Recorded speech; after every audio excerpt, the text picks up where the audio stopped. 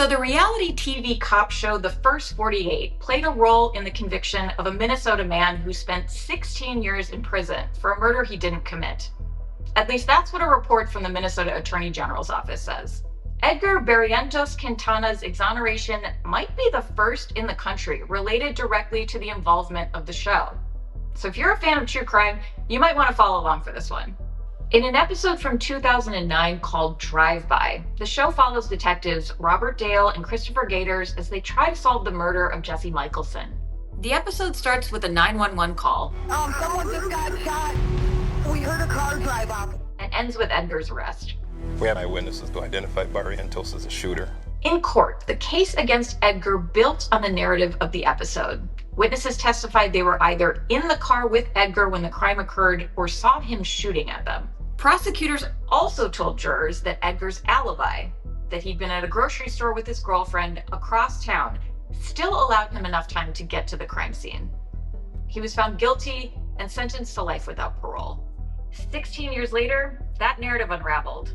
Last year, the Minnesota Attorney General's Conviction Review Unit released a 180-page report that concluded that Edgar's conviction lacked integrity and should be vacated. The report outlined dozens of issues with the investigation and the trial, any of them hallmarks of wrongful convictions. But both the report and a judge's order also highlighted a unique issue: the first 48.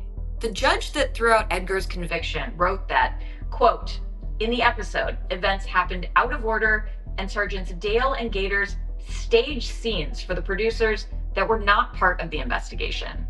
In essence, the report alleged that instead of the case shaping the show shaped the case.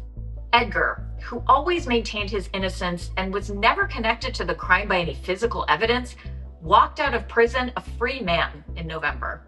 The show is in its 27th season and has filmed with police departments all over the country. But judges, prosecutors, defense attorneys, and city officials have been complaining for years about the decision to allow filming of active homicide investigations. In the past 2 decades, several major cities have stopped working with the show. And before you go looking for Edgar's episode, after ProPublica started asking questions, the episode was pulled from several streaming services.